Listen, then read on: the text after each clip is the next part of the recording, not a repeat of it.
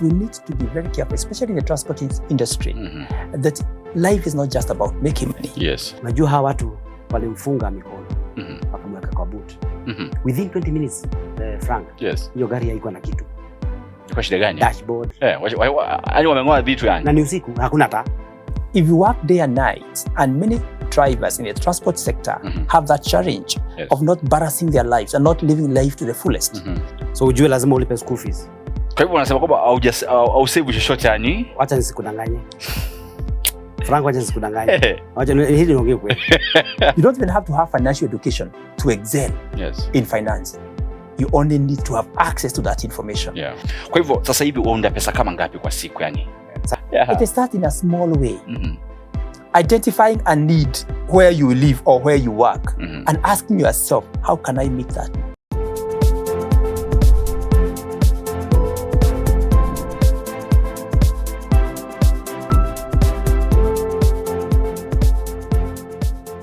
A very good evening to you. Thank you so much for joining us tonight on the Overflow show. It is where you live your life in abundance.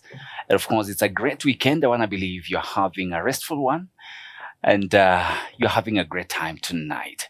And I invite you to join us to the end of the program because there is a lot more you're going to learn on the Overflow show where you live your life in abundance. We began off a conversation on wealth creation. Last weekend, we were talking about the border sector, how you can get there and make some money. All right. So today we're going to be talking about the taxi sector. Or they call it the online cabs. They have different names. But all in all, it's all about the taxis. If you're in that business, then you want to keep around. And if you're in that business already or you want to join, this is a conversation you don't want to miss. And you can support us to, keep the program on air. Keep it running. You can become a friend of Hope. Partner with us by, becoming a friend of Hope. Go to the M-Pesa menu, Lipa na M-Pesa, the paybill option, and of course the paybill number is 933933. The account name FOH Overflow. Na wewe ni rafiki msote na kumpigo zaidi. They call me Favored Frank. And tonight we're going to be talking hapa tuongee Kiswahili. Naona kuna Mswahili amekuja studioni. They want to share the, insights. And of course, more wisdom on how you can, get into that sector of taxi and create some money. My brother. Yes. Hadi vipi? Poa sana. Uko fresh? Fresh kabisa. Unaona kama umetulia. Umetoka kazi saa hizi ama? Bwana, unajua siku hizi lazima uchechereke bwana. Kabisa Lazima ujitume. Muhimu sana. Kabisa. Kuna mtu anatutazama kwa mara ya kwanza na kutazama wewe kwa mara ya kwanza. Labda kujitambulisha tu. Ndipo tuweze kuingia katika kwa majina najulikana kama Sami Gaikia Muthoni. Mume wa mke moja wa kike. Mke wa kike. Yeye nimeoa. Niko na watoto 4. Vijana 3 na msichana mmoja. Na nimeokoka. Nashiriki katika kanisa la Gospel Revival Center ambayo iko Kangemi. Mimi ni shemanzi pale. Alafu nampenda Yesu. Hapo sawa kabisa. Kwa hivyo tuweze kuingia katika mazungumzo. Umesema kwamba uko katika sekta ya taxi, sio? Ndio. Katika taxi labda ni nini kiliweza kuchochea kwamba ukaweza kuingia katika taxi? Ulikuwa unapenda kuendesha sana? Unajua, sasa niligundua my hobby ni kutembea places. Kusafiri. Sasa so nikaona, unajua nilijaribu kuandikwa makazi za kukaa, kungojea. Ukaona kidogo kwa duka, ofisi. Hapana, haikuweza. So nikaanza sasa taxi. So nilikuja taxi kabla online. So kitu kama 2012 ndio nilianza. Wakati ambao labda unaegesha gari mahali unasubiri mtu aje. Yes. Exactly. Zilikuwa hizo. Unatoa kifunguo, unajua ile kifunguo ile ya Toyota. Ndio. Waonyesha taxi. Nataka watu wajue naitisha watu kuna taxi hapa. Sasa tulianza hizo. Na taxi ilikuwa nzuri sana wakati huo sababu ungetengeneza pesa nyingi sana. Kwa hivyo wakati wa dijitali tatizo tu my friend. Sana. Kwa nini bana? Sinaona mmerahisishwa kazi, mtu anaweza kuita ukiwa mbali. No, ile kitu mzuri ninasema na online taxi ni kwamba sasa hizi unaweza kutana na watu wa nyanya mbalimbali. So unapata na mtu ambaye umjui, hata mjai kutana. So anakuwa mteja wako. So hiyo siku unambeba, alafu hata mjuani.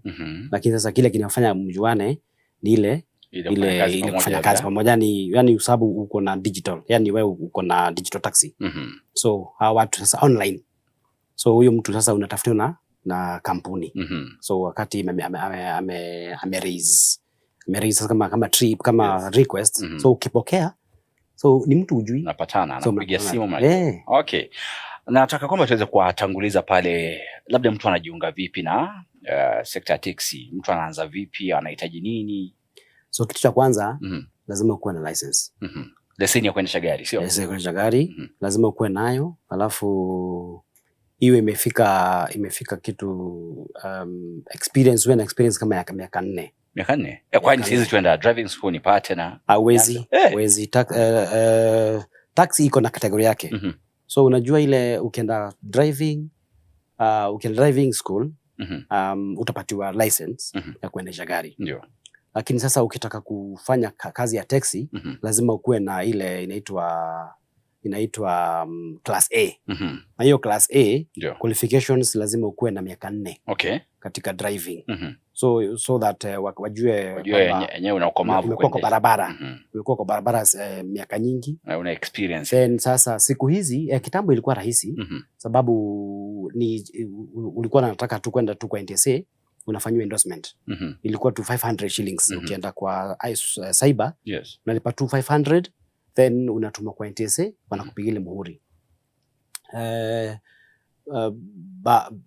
Baada ya watu kufanya ajali sana, sababu hata hii bado kumekuwa na challenge, sababu unajua sasa mtu pengine angepoteza kazi. So anaona ile kazi rahisi ni kwenda kwa taxi. So sababu ako na experience, na pengine mtu amekuwa na license lakini amekuwa tu akirenew. Hajakuwa kwa barabara. Maybe yeye amekuwa tu ameandikwa kazi ya ofisi, maybe amekuwa shamba boy. Ama ile driving school na kaketi tu na. Yes. So kila mwaka ana renew. So na pengine amekuwa tu shamba boy, maybe amekuwa akitulia tu. Kweli ametulia tu. Pengine mlenda lango. So unajua sasa wakati sasa kazi imeisha ama kuna challenge ya kazi, ndio anaamua nijishikilia hapo. So hii digital ilikuwa ndio platform rahisi ya kuingia. So unaona sasa sababu NTSA wakati huu huko anaenda kwa barabara kama kitambo ilikuwa lazima uende kwa barabara ufanye driving test. Sasa ya matatu ndio kama sasa matatu sasa ndio PSV. Sasa upatiwe nini? Upatiwe sasa hiyo muhuri yani A class. Lakini siku hizi acha nimalizie hapo. Siku hizi baada ya unajua sasa watu hawako na uzoefu wa barabara. So wakiingia kwa barabara unakuta mtu alisahau maybe na zile rules za barabara. Na pengine hajakuwa mkomavu sana kwa barabara. Alipata tu leseni hapo kaka. So hana experience wa barabarani. Kwa hivyo unasema kwamba na gari yangu ndogo niko na leseni, siwezi tu anza kubeba watu. Huwezi. Sababu lazima ukuwe na hizo qualification nimesema. Alafu lazima upitie ile right channel. Uende siku hizi lazima uende shule. Ndio. Unaenda shule, unalipa 10,000.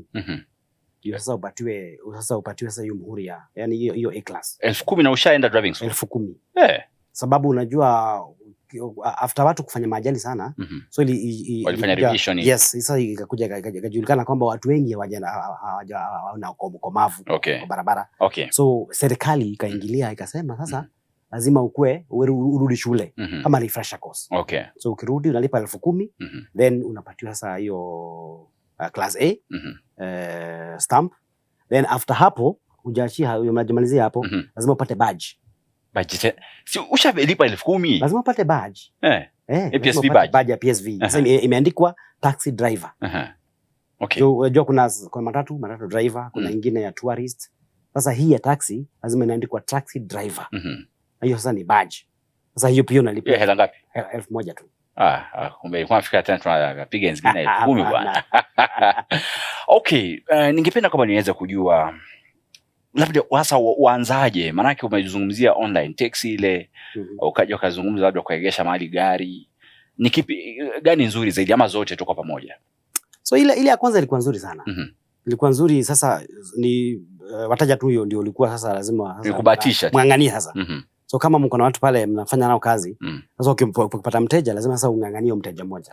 Sasa siku hizi alafu hiyo kitambo kulikuwa sasa lazima utafute mahali pa kuegeza.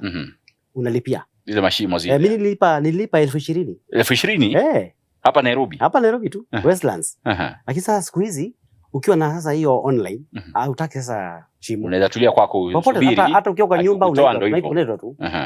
Popote tunaitwa tu. Kwa hivyo umeweza kuzungumzia zile mitandao, zile app za online taxi zile za mtandao. Kwa hivyo mmoja anajiunga vipi? Anahitaji nini ili kwamba aweze kusajiliwa kule?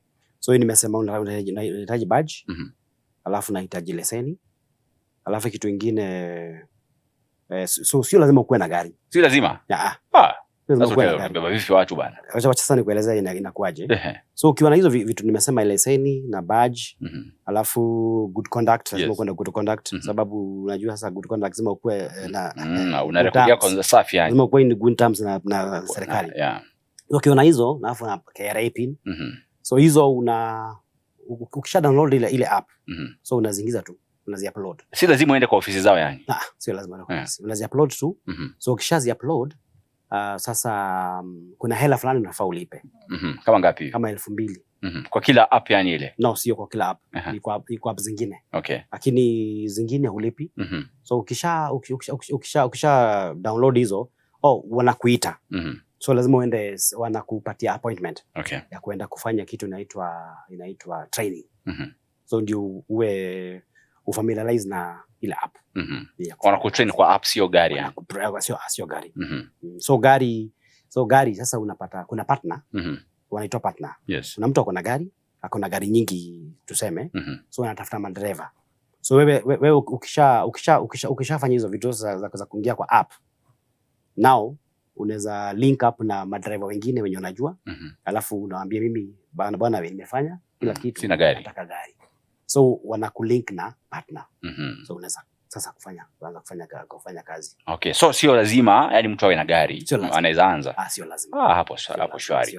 Okay, tuzungumze labda siku nzuri ile. Watengeneza kama miela ngapi? 100 ama ngapi? Kitambo, acha niseme kitambo, unajua sasa kuna apps zingine zilikuja. Okay, wakati zilikuja ya kwanza, ile ya kwanza kabisa kuingia Kenya. Sitaki kutaja ni gani, lakini iliingia hapa 2015. Januari 2015 hapo. Okay. So wakati huo kulikuwa na kazi ilikuwa nzuri. Kulikuwa na mshike, sababu unajua sasa walikuja. Kulikuwa na vita sasa kati. Sasa walipokuja, so ikawa ni kama sasa wanatunyang'anya kazi. Unaona? So tukawa sasa wakija penye tuko tunawafukuza. Hata mimi nilikuwa mmoja wa kuwafukuza. Okay. Na mimi. Maana mabadiliko yamekuja. Lakini sasa kile sasa tulikuwa nasahau ni kwamba huyu mtu hakuji kuchukua client wenu. Clients wanamtafuta tu. Wanampa wenyewe tu. So hiyo wakati kulikuwa kuzuri sana. Sababu wakati huo, okay, mimi sikuwa nimejoin wakati huo. Nilikaa tu ngumu kwanza kwa hii yangu. Bado nataka nilikuwa naangalia tu kwanza nituone namna gani. So hiyo wakati huo nilikuwa nasikia watu wanatengeneza kama 20,000 kwa siku moja bwana. Kwa siku moja 20,000 20,000 kwa siku moja, sababu per kilomita ilikuwa ni pesa mzuri sana. 65 per kilomita ilikuwa pesa mzuri. Sasa ukijumlisha kama safari ya mandefu na pengine wanahesabu mpaka time yenye umechukua, pengine umegojea mteja ama so unapata 20,000 ulikuwa unalalisha kwa siku. So ikaenda hivyo, wakakuja wakakata na nusu. Sababu hii online hii. So unajua sasa kulikuja sasa kukawa na sasa na wengine. So after hiyo competition ipo. Yes, sasa hiyo ilipokuja, kumbe wengine wakafungua macho. Wakafunga macho. Wakakuja sasa wakaanzisha nini? Sasa app zingine zao. So wakati kuja na hizo app, sasa ile makosa walifanya ni kung'ang'ania bei. Sababu mimi kile ningesema Frank ni kwamba kama wangeng'ang'ania na service. At least wewe ukikuja una offer service nzuri kuliko ule mwingine. Ingekuwa afadhali kuliko kupigania bei. Juu sasa huyu alipokuja Alipoona yule ni 65 akashukisha mpaka 55. Unaona kuna difference 10 shillings. So yule mwingine naye alipoona hivyo hakushukisha tena 10 bob, alipiga na nusu. So 65 kakuja 30 bob. Kwa hivyo competition ni mbovu ile. Mbovu sana, hata nashangaa kwa nini, lakini ni mzuri sababu ni biashara. Lakini kwa hivyo sasa wakati huwa online taxi muondoa kama pesa ngapi kwa siku? So siku hizi acha nikwambie Frank. Maana mambo mengi yalibadilika wakati wa COVID, mambo yakaja, ushajua. Sasa kwa hivyo unasema cause COVID na niuma sana. Sababu COVID, kabla COVID tulikuwa tuna clients wetu. So maofisi, corporates, ulikuwa unafanya corporate. Sasa ulikuwa unajua kwamba kwa siku maybe kwa wiki uko na customer wako wa kubeba. So siku fulani kama Monday uko na clients wa kubeba, Tuesday uko nao wa kubeba. Sababu sikudanganyi Frank. Wakati kabla ya COVID, mimi Tuesday, ikifika Tuesday nilikuwa na 7,000. Kabla ya COVID. Tuesday tu. Tuesday ikifika nilikuwa na 7,000 na bado kuna siku zingine za kuja. Ndio. So nilikuwa naweza kulipa wakati nilikuwa natumia gari yenyewe, nilikuwa ninaweza kulipa hiyo gari 12,000 every week. So nilikuwa nalipa Saturday. Na ninabaki na pesa kama hizo, halafu gari naiweka full tank. Bado baki na hela. Wakati huo mafuta ilikuwa rahisi kidogo sababu kama sasa gari nilikuwa natumia ilikuwa na jana 3700. Okay. Kwa hivyo sasa hivi unaunda pesa kama ngapi kwa siku yani? Saizi siku nzuri ile. Saizi siku nzuri. Siku nzuri sasa sijui unasema siku nzuri mlaga, lakini siku nzuri. Nyuma mka vizuri yani. Okay, siku kazi ipo, watu wapo yani. Siku nzuri. Watu wamelipwa mshahara. Unaweza kama sasa mwisho wa mwezi. Juu sasa mimi niliacha kufanya kazi mchana. Nafanya usiku yani. Nilikuwa nafanya mchana. Mchana ilikuwa ngumu sana kutengeneza pesa. Sababu tuko wengi sana. Jam pia. Tuko wengi, kuna jam, mafuta ndio hiyo inatumika. Umechukua mteja, unajaribu kumanuva kwa jam. Kwa hivyo unapenda usiku Unakuta kabla ufikishe mteja mmoja, ungebeba mteja mwingine, unakuta umepoteza nafasi kubwa sana, umepoteza masaa mingi sana kwa barabara. So rafiki yangu mmoja akaniambia bwana kuja tufanye kazi usiku. So nikajaribu usiku. Siku at least ni nzuri sababu hata ukiweka client, ukibeba client hata ukimpeleka mbali, kurudi kama unachoma hakuna jam. So ile siku nzuri ukifanya kazi vizuri kama mwisho wa mwezi hivi, unaweza pata kitu kama 3,000. 3,000. So 3,000 saizo kwa mafuta. Mafuta ya kuja siku nyingine. Okay. So umeweka mafuta kama ya 2,000, alafu kwa hivyo unaweza unda kama 5,000. 5,000. So 5,000 ukitoa mafuta baki na 3,000. Kwa hivyo kwa siku nzuri 3,000 uko sorted yani. Uko sorted. Na zile siku mbaya kimeumana? Siku zile kimeumana hata unaweza pata 1,000. 1,000? Sasa hizo hata mafuta pengine ngangane uweke mafuta ya 1,500. So hiyo ni kama 2,500. Okay. 2,500 ukitoa 15 inabaki 1,000. Kwa hivyo una njia kuweza kusave labda baada ya muda mwezi moja hivi. Acha niseme hapa sasa kusave Frank. Sema discipline ile. Hapo sasa ndio hakuna Frank. Hakuna kusave. Kwa sababu acha nikwambie kitu moja. Ile kitu imekuja. Unajua sasa usisahau tuko na familia. Niko na familia. Kijana wangu wako form 4. Sasa kwa secondary. Hao wengine wote wanasoma isipokuwa huyu last born. So ujue lazima ulipe school fees. Kwa hivyo unasema kwamba au save chochote yani? Acha nisikudanganye. Frank, acha nisikudanganye. Acha hili niongee kweli. Hizi vitu zimekuja kutufanyilia. Zangangania pesa. Kabisa. Kuna yani unakuta kwamba unajua sasa kwa kila trip kuna ile pesa wanachukua. Ile app ile anachukua. Kuna pesa wanachukua. Na kuna zingine my friend wanachukua pesa mingi sana. Hata wanapatia customer discount ile. Kabisa. Sasa unakuta wanachukua kama 30%. Ile pesa. Sasa tuseme kama Frank umebeba mteja. Mteja umebeba amekulipa 1,000. So 1,000 unakuta 300 ni yao. So 300 unabaki na 700. 700 osha gari. Kula lunch. Alafu weke mafuta. Okay. Sasa umeweza kuzungumza kuhusiana pale ya 30% deduction ile ama asema kwamba ni yule ambaye anakupatia service ile. Yes. Zungumzia changamoto kubwa zaidi katika ile sekta. Changamoto ni kama gani? Changamoto ziko mingi. Ziko mingi sana sababu nafikiri mnasikia raha bro. Hakuna raha my friend. Kila kazi kuna changamoto zake sababu saa zingine umebeba client, huyo client amekutukana, amekutusi tu. Unajua sasa yani akikuja mood swings zile. Anakuja pengine kwa nyumba amefaragana na mke wake ama mume wake. So unakuta sasa amekupata wewe umetulia. Analeta kwako sasa. Sasa amekumwagia yote. So sometimes kile mimi nafanyanga nikipiga simu, nikipata request, nikipiga simu, nikisikia tone, sababu najua saa zingine lazima ukuwe na psychology yako. Lazima ukuwe na njia ya kuelewa. Lazima ukuwe na njia ya kuelewa huyo mtu ako na mood gani. So unapiga simu, alafu huyo mtu unamuuliza bwana uko wapi? Because saa zingine hizi app unaweza kuta mtu ako nyuma ya building fulani. So inasoma building nyingine. So kumbe sio hiyo. Kwa next building. So unataka kumpigia simu ujue exactly yako wapi. Unakuta mtu anakuambia fuata pin. Labda pin anakupeleka kwingine. Follow the pin. Sasa unajua sasa huyo mtu hamtaelewana. Lakini sasa juu kile kitu kinakufanya sasa huyo mtu mjuane ni pesa. Okay. Ile kitu anakupatia na ile kitu unampatia.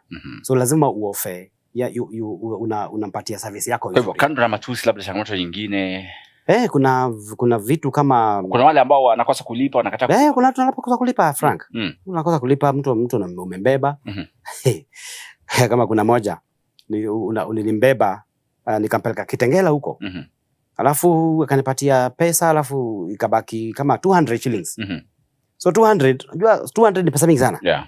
Ni mingi sana. Kabisa. So akaingia kwa building, akaniambia wacha nakuja bwana. Kamsubiri bwana. Hakuji. Bado nasubiri sasa hivi. Unasubiri sasa nasubiri. So wengine ni wasichana. Kama sasa na sana ni usiku. Kwanza ile kitu mimi nachukia kubeba ni walevi. Okay, si wachukii, lakini tabia zao. Tabia zao ndio nachukia. So unakuta mlevi amekuja, ameingia, umemwambia pesa ndio hii, anafoka bwana. Anasema hapana, siwezi lipa hiyo pesa. Hiyo pesa hapana, wewe ni mwizi. Unataka kuniibia. Unajua sasa kuna apps zingine uwezi enda kucomplain. Ndio. Lakini kuna zingine ukicomplain unalipwa. So kama sasa ukijua umebeba na hiyo app, jumini niko na nyingi. So lazima uwe na nyingi. Hujui ni gani itakupeleka hiyo siku. Kabisa. So unapata pengine wakati huu asubuhi ile kama sasa unafanya asubuhi ile yenye imekuita saa hiyo. Ndio unaenda na. Ndio ashinda nao mpaka. Na hiyo ndio inafanyika hivyo. Sasa zingine sijui ni kwa nini. But you see walevi ukimbeba anafoka kabisa. Anasema hapana. Sitalipa hiyo pesa. Kando na walevi labda kuna watu wengine pia. Kuna ushebeba labda walifu kukupiga nyongolo hivi. Walifu mimi sijaipata walevi lakini kuna marafiki zangu ambao wanashanisimulia wamekumbana na unajua una requestiwa. Unajua sasa yule mkora anaona ile unajua kuna sasa kwa app. Sasa hivi inafanya kazi app nikwambie Frank inafanya kazi sasa mtu akirequest anakuona jina lako, anaona sura yako. Ndio. Alafu anaona gari yenye unaendesha. So number plate, sajili ya gari, alafu ni muundo gani. So anakugojea. So ukikuja kama sasa aliniambia huyo alikuwa na fielder. Akakuja, wakambeba watu, akawapeleka mahali fulani. So kulikuwa na kichaka tu hivi. Unajua hawa watu walimfunga mikono, wakamweka kwa boot. Within 20 minutes Frank. Hiyo gari haikuwa na kitu. Kwa shida gani? Dashboard. Wameng'oa vitu yani. Na ni usiku, hakuna taa. So kila mtu hapo hao walefu wako na marafiki zao, kila mtu ako na kazi yake. Huyu mtu wa kufungua mataa, huyu ni wa miguu, huyu ni wa engine, huyu ni wa gearbox, huyu ni wa dashboard, huyu ni wa lock. Anakuachia frame tu hapo. Anakuachia sasa kitu inakaa kama goli aina goalkeeper. Okay, naona kama masaibu ni mengi katika hii sekta. Kila umesema kwamba bado kuna mazuri yake tu. Mazuri yako sababu kuna wakati nimebeba client usiku. Saa 8 usiku. Huyo client alikuwa Mchina. Hata tuko naelewana. Singeongea naye Kizungu. Kujenga vizuri. Hajui Kizungu. So unapata ninamwandikia SMS. Yeye simu yake inamtranslate. Yes. Iki-interpret yeye ananirudisha na Kichina, alafu inakuja kwangu na Kizungu. Unaona? So sasa nilimbeba usiku, saa 8 usiku. Kampeleka huko Loitoktok. Mbali sio karibu. Hiyo mpaka ya Tanzania na Kenya. App ilimlipisha 10,500. Unaona So ilikuwa ni corporate. Yes. So kufika kule nikamwambia tukirudi nataka turudi na offline. At least nipate tip. Sababu unajua sasa kama hiyo pesa hiyo 10,500 unajua nilipata pesa ngapi? Nilipata 85. Unaona kama 2,000 nenda na watu. So akakubali. So nikirudi nikapata kwa mfuko wangu niko na 18,000. So unaona kuna siku nzuri tu. Naangukia. Unaweza enda upate 10,000. Haya ama pengine ulibeba client. Huyo client umemtoa kama airport. Kimtoa airport mnasikizana. So anakuambia bwana mimi ni mgeni hapa nataka kujua sehemu nyingi za Nairobi. So mnapata maagano. So unakuwa unabeba kila siku. So huyo mtu anakujenga vizuri. So kazi kama hizo ni nzuri sana. So za off the app. Kwa hivyo kando na taxi, labda kuna biashara nyingine ambayo wajihusisha nayo kuweza kutengeza angalau pesa za ziada? Kwangu mimi sina biashara nyingine. Nafanya tu taxi peke yake. But nimewekea mke wangu. Anafanya shughuli nyingine biashara. Kazi ya kuuza viatu. Na sio mbaya sababu wakati nimelemewa anaingilia kati. Anachangamka. Kama sasa ameweza kutumika vizuri, kama tuelekea tamati. Labda ningependa kwamba uweze kuzungumza na kijana pale nje ambaye angependa kujiunga na biashara ya taxi. Vile ningesema kama ungependa kujiunga, kitu cha kwanza lazima uhitimu. Lazima utii sheria. Uwe na hizo vitu nimesema. Uwe na license na iwe iko na 4 years experience. Then sasa ukuwe na good conduct na KRA pin. So ukiwa na hizo at least sasa unaweza ingia kwa mtandao. Then sasa kutoka hapo hata kama hutakuwa na gari lako unaweza pata mtu pale ako na gari ambaye pengine anataka kukodesha. Kwa hivyo ulianza na gari la mtu ndio kuna lako baadaye. Nianza na gari la mtu. Sasa na gari langu. Hapo sawa kabisa. Asante sana. Bwana Sami Gaiki akaweza kutengeza muda kuzungumza nasi. Yes. Asante. All right, thank you so much for keeping it right here. This is the Overflow Show, where you live your life in abundance. And of course, it's been an amazing conversation talking about, the taxi sector. And I believe you've grasped some insights if you're hoping to join the sector. And of course, if you want to buy your own car just to invest, is a business to consider. Don't go away. Stay with us because we're going to be talking to Dr. James Karau to give us more insights on how to create more wealth and just get started the taxi sector. Stay with us.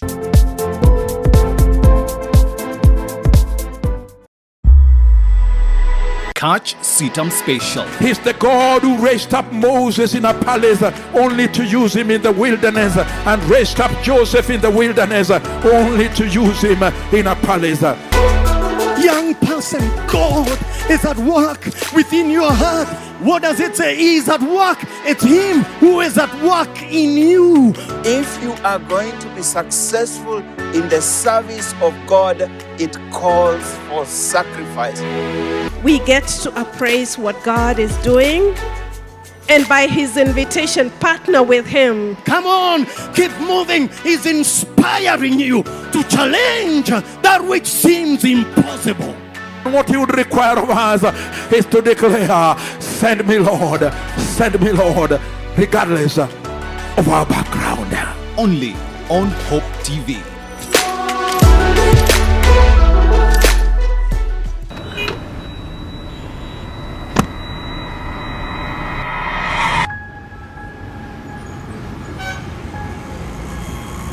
Rafiki soul is the promise of a hand that reaches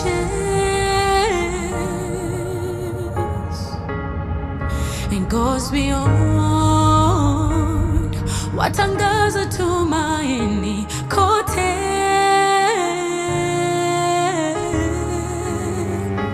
I'm forever grateful.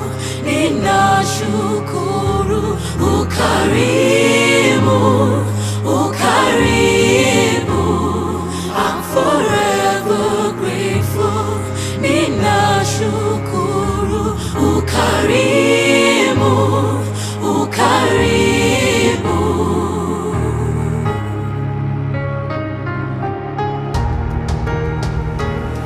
speaking so is a promise of our end that reaches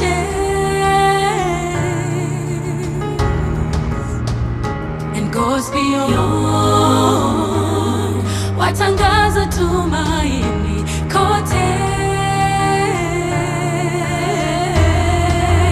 I'm forever grateful. Ninashukuru ukarimu, ukarimu. I'm forever grateful. Ninashukuru ukarimu, ukarimu. Rafiki mso. Friends of Hope, keeping hope alive.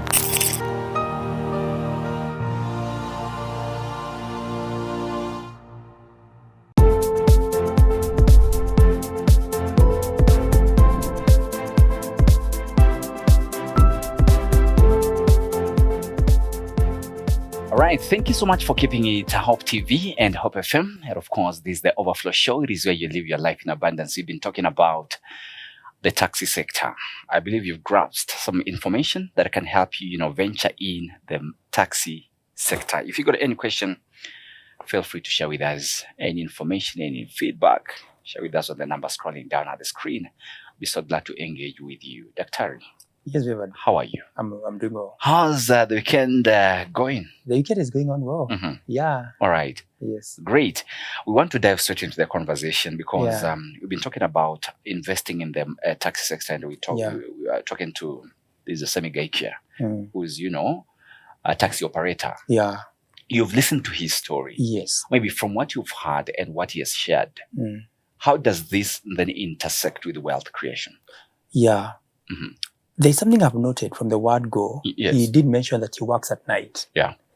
That during the day, there's a lot of competition. Yes. And that The has made him traffic. work at night. Yeah. And the transport sector, not just the taxi sector, Mhm. be it border, be it matatu industry, Yes. there's a tendency of working sometimes both day and night. Yeah. And some of the accidents that you see happen, especially for truck drivers, Mhm. is because people don't maybe rest enough Yes. and don't sleep enough. Yeah. And before the conversation, I had a talk with him and he had told me Yes. that there are 2 taxi drivers who have died recently Yes. because of exhaustion and fatigue. Yeah. One was found dozing. He dozed off somewhere in his Yes. taxi and just died. Another one, I think just parked at a petrol station, collapsed and died. Mhm. So we are losing lives. We are having accidents because people are overworking. Yeah. And this takes us back to the story when we began about wealth creation. Mhm. That wealth is not just making money. Wealth is all round. It's wholesome. And if you remember, we talked about the 5 forms of wealth. Mhm. There is financial, that's making riches, that's making money. Yes. But there's also spiritual wealth. Mhm. And I'm happy that he knows God as Christ as his personal savior. Yeah. But there is also what you call the physical wealth. Mhm. Your health. Yes. Health is wealth. And we need to be very careful, especially in the transport industry, Mhm. that life is not just about making money. Yes. Life is about well-being. That you need to balance all aspects of wealth. Mhm. There is social wealth. Are you finding enough time to be with your family? Mhm. If you work day and night, and many drivers in the transport sector have that challenge Yes. of not balancing their lives and not living life to the fullest. Mhm. So one of the things that I noted is one need to be very careful about embracing wealth in all dimensions. The Bible says, "Beloved, I pray for you that you may prosper in all respects." Yes.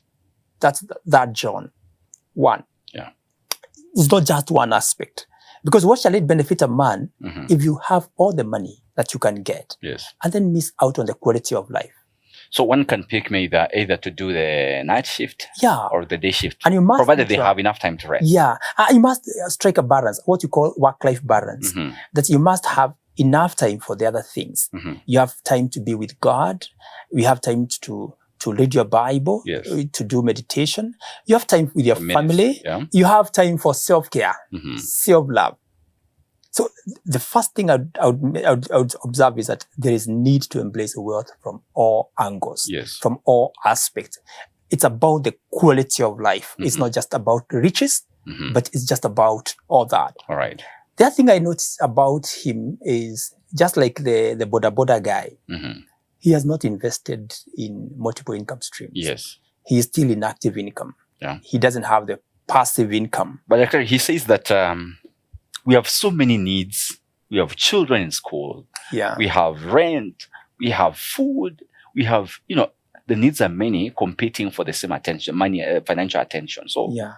How can one create a balance? Yeah, it's about, once again, just like the boda guy, he's getting a lot of money. Yes. You'll be surprised. The people who are in white collar jobs, yes, working in offices, yeah, they may not be getting anything close to that. That's 3,000 a day. You can imagine, on a good day. Multiply by, let's even say 25 days again. Yes. Assume he doesn't work on Sundays. Yeah. 3,000 is 75K and it is net. Yes. Most likely he doesn't do the statutory obligations. Yeah.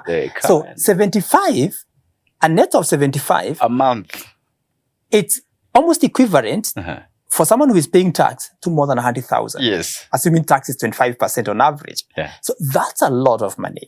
To say that it is not enough, I don't. It's simply not.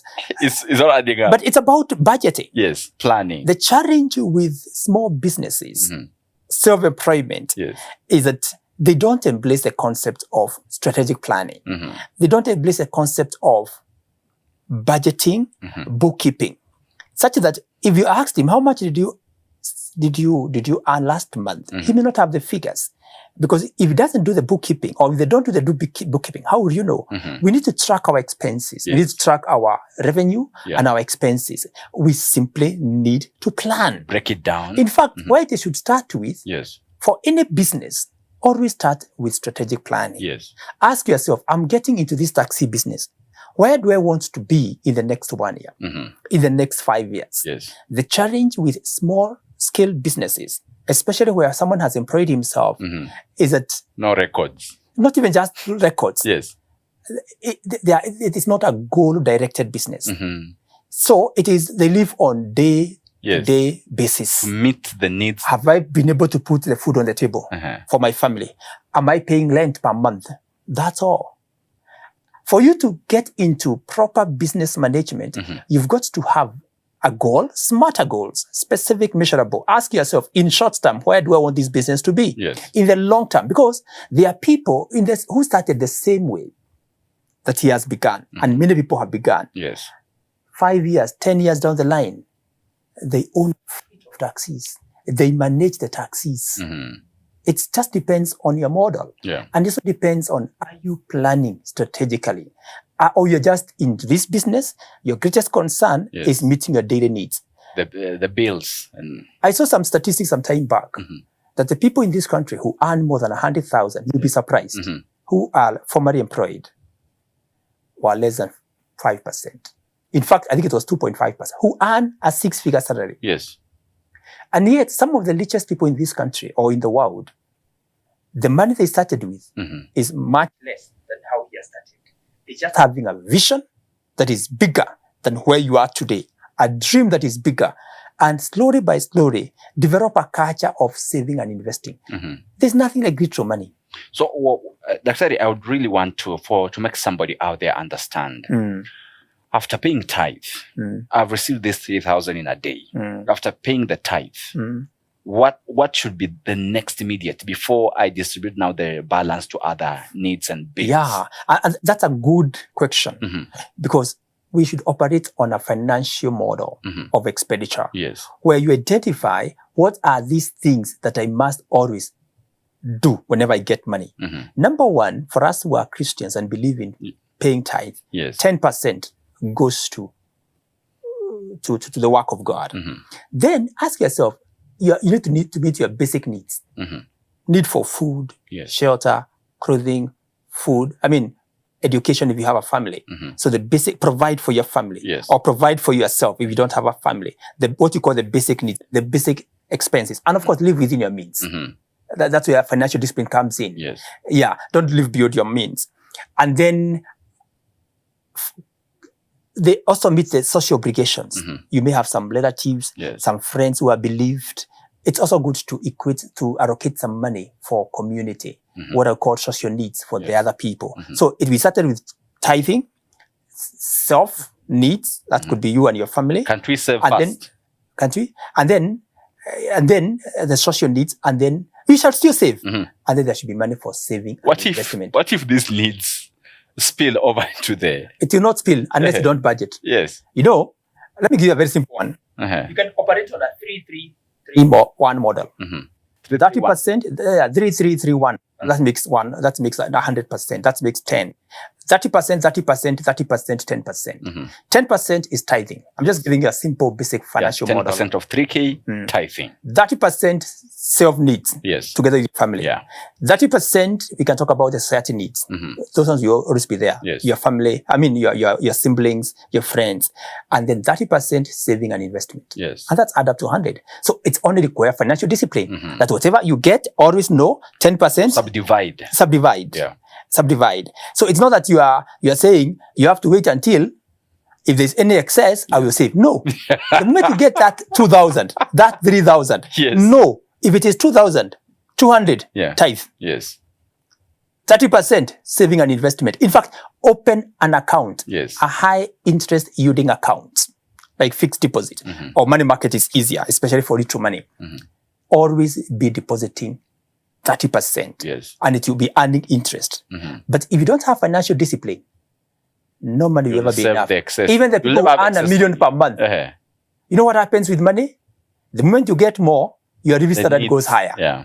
So if you don't have the financial discipline to save when you have little money, I can assure you, even if you got a 6-figure or a 7-figure, you'll not be able to save. It's like paying tithe.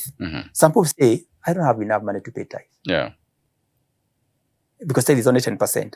Do you know it calls for financial discipline to pay tithe? Yes. And even to save and invest. So it's not really an excuse. It's just financial discipline. The other thing I want to say, the taxi business is populated. There are many competitors. It's flooded. And he says that. And they also have a challenge with the owners of the brands, the people, the online platforms. But that's a good problem. I remember what we said in our Wealth Creation show series. Where there's a problem, there's an equivalent opportunity. Yes. Today, in this era of digital, tech survey, why don't you come up with your own app? You'll be surprised. Yes. Those platforms people came up with, invest. Yeah. Today, computer science students are doing marvelous. They are coming up with apps. Yes. Why don't you come up with an app to compete with those apps? Localize them. Give favorable terms. If someone else is exploiting you, that's a good problem. Create a solution. Yeah. Come up with a local term so that it is customized. Okay. So, but one thing I note among the small business operators, like taxi drivers, border, is lack of capacity to expand. Okay. And why they not that they don't have the potential, they have the potential building their capacity in terms of training on matters innovation, on matters invention. Because even business requires a lot of invention and innovation, coming up with smarter ways of doing it, coming up with unique products. Yes, the market is offering this. Evolve. What can you evolve? Can you disrupt the market? Come up with a technology that you disrupt the market. Yes. Where there is a problem, that's an opportunity. Raise the bar. But you see, if you are crossed in your mindset and you remain there, you always see, I can't go beyond here. Yes. And that's where the need for training, the need for equipping yourself with the necessary skills. How can I, and just meet with people. And especially on matters finance, this is what I would encourage people who are self-employed and who are still operating as sole proprietorship. Seek financial advice. Look for a financial advisor. Look for a consultant. Yes. One whom you can afford or even who can give you free advice. Yeah. Tell that person, this is what I have. Yes. This is what I'm holding. Like Moses was asked, what are you holding? You have. This is what I have. How can I turn it around? You'll be surprised. You'll be surprised. You don't even have to have financial education to excel in finance. You only need to have access to that information. Yeah. And there are people in this world who have financial expertise, who can just sitting with that person for 2 hours or even 1 hour can just change your way of thinking. So it's good to invest in financial education, to invest in education, in capacity building and training. Okay. Because unless you come up with new ways of doing things, the way the technology is going, you'll be rendered obsolete. You become extinct in the market. So you have to keep on evolving. Yes. And businesses that don't evolve are rendered obsolete within a short time. Relevant. Yeah. So, and thirdly, I would really want to encourage the taxi drivers. Yes. Consider investing in other alternative streams of income. We say don't put all your eggs in one basket. How about saving in a money market or in treasury bills, treasury bonds? Sometimes people fear when they hear those names. You'll be surprised today in this digital era. Yes. In the comfort of your room with your smartphone, you can do these things. You just open an account or seek information. And once you invest in such markets or in such financial instruments, money starts working for you. There's a danger when you are only having one source of income. Yes. Where you are active labor, you must be there. What if you fall sick? But it is always good to expand. What are the other alternative sources of income? That's the way you grow rich. And secondly, partner with people. Yes, you are having one taxi. Yes. And maybe it is not even yours. Think about buying yours. Secondly, think about owning a fleet of them. And how do you do that? Start saving and investing. Start planning. How do I arrive there? So that within a short time, you are running a company that has a fleet of vehicles. You're no longer the driver. And you are the manager. If when you have yours, you can now start by acquiring one on loan where you can pay. You mean you have a business now? You separate yourself from the business. Yes. The business becomes its own legal entity, a corporate entity. And let me tell you, you need to change yourself from being the business itself to having a separate business. The challenge we have is when you and the business are the same. Are one. In fact, you're even using your own PIN. You need to separate the two. Coming on your phone. You need to separate the two. That even without you, your business will still run. And you still make money for you. And there's always a room for improvement. The largest room in this world, someone said, is a room for improvement. There's always something that is still not yet done, even in taxi business. Yes. And so through innovation and innovation, you know, when people hear about innovation and innovation, they imagine of great stuff. They imagine, tech. The tech gurus, the gurus of this. Do you know? It starts in a small way. Identifying a need where you live or where you work and asking yourself, how can I meet that need? Instead of customers reaching me through these ways, how can I make it easier and more comfortable? How can I how can I customize the product? And I can tell you, if you can customize the product, people are always looking for convenience, for ease. I want to give you an example. For many years, the taxi business was male dominated. But someone came up with a disruptive way of doing it and said, there are people who would prefer lady drivers. So today we have taxis that are lady driven. And there are people who say, I want to be driven by a lady. And especially maybe fellow ladies. They say, I'll be more comfortable, especially in odd hours, being driven by a lady. Just look at that example. Someone thought that, what else can we give? Suppose someone brings something else to customize the service. That you don't just choose gender. You can even bring about the driver is an educationist, is a degree holder. All has this kind of qualifications. All is a born-again Christian. People are like, wow, I think I would like that. And now the online apps can incorporate their titles and all that. Do you know you can even develop your own self-app? Today, we have an app for mechanics. Are you aware? So that if your car got stuck or developed a mechanical problem somewhere in a remote area, you all require is a smartphone with internet bundles. Check who is the nearest mechanic here. And many of those apps are developed by people. Yeah, we need to open our minds. One interesting thing I realized about the taxi operators, most of these guys are many and they communicate. They have a radio call. Yeah. I've even noticed they have a radio call. They communicate every other time. If one gets into a problem, the others are notified. Yeah. They have that. So it's possible to come up with that. That's right. I was once told of a taxi driver whose services were top-notch. Once you get into his car, he engages you and asks you, yes, what is your faith? Do you subscribe to any faith? You say, I'm a Muslim or a Christian. Yes. Would you mind some Christian songs or some Muslim songs? He has a variety. Yes. He knows once he gets to know your profile, he customizes it. Yes.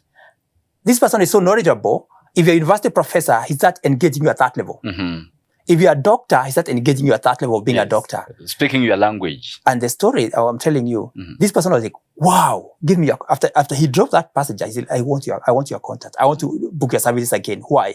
You customize the services. To meet the needs. To meet the needs of people. You know, there are some taxis, when you get in, nobody customizes your product. Yes. Even Jumbo, even a Haru, the person is like, he's not another human being. Some attitude. And also maybe you are a stranger in this place. But is there a possibility? Are you able to even to have Wi-Fi in your can you invest in Wi-Fi in your taxi? Time I got into a taxi and they're playing some music that I cannot even understand. Yeah. So you see, like, they are serving themselves out of place. And some of them maybe they are in vernacular languages. Yes, it was in vernacular actually. Yeah. And you're like, surely? Someone should engage the customer. How are you? Where do you come from? Where do you go to church? And then immediately start customizing it. You have a variety of songs. Would you mind if I play some local music? Yeah. Or what kind of music do you like? You know, there are times I come to work in the wee hours, very early. And there is a time I was driven by somebody. You know, it's very cold in the morning. Yeah. You are requesting, please, would you please lock the windows so that... And you know why? Most like it was about him. Yeah. And now I got to another one. This was lady driven. An AC. So that it's warm enough. Yeah. Yeah. We need to customize our taxi services to fit our client. And let me tell you, when our performance, our services are top notch, they are excellent, we cannot meet the demand. Yeah. There is that huge demand for a nice product, customized product. Absolutely. You know, sometimes they get into matatus and the music they are playing, they don't even mind the average age of the passengers. Yes. But you know what? They are serving themselves. They're serving themselves. Yeah. You find some videos on the screen. Yeah. And it's like they're imagining everybody's a teenager. Everybody is okay with it. Yeah. So, and they don't know the source of the money. Yeah. So if they can customize the product, come up with some creative, innovative ways of doing things, let me tell you, there's something we call blue ocean strategies that you cannot exist. You cannot exhaust. Yeah. We have an infinite sea of wealth that God has endowed on us. We just need to think bigger. Yeah. Open up our minds. The challenge is we have blocked our minds. We have become slaves of our traditions and cultures. We don't think it can be done differently. The people who come up with ways of disrupting the market with unique products, those are the people who make the headway. Sure. Until we reach there, whereby we keep on asking, you know, big companies, they actually invest a lot in research and development. Yeah. They keep on asking, what does the market want? Because the market keeps on shifting. Yeah, it keeps on Taste and preferences keep on shifting. Yeah, sure. The old model of doing taxi business is very different now. Very different. If you still stick to that one, you find yourself very limited. Yeah. Just keep on investing in new knowledge, in research and development, asking yourself, what else can I do better? All right. Great. That's where the market is. Daktari, Yes. our time is pretty much well spent. That was awesome. It was so profound. Maybe your final remarks to somebody who's looking to join the taxi sector, and even somebody who's there already. Just your final remarks as we come to the end. This is what I want to say. The demand for transport is huge. Yes. Even for private, the taxi sector, the demand is still there. But you have so many people in that business doing business the same old way.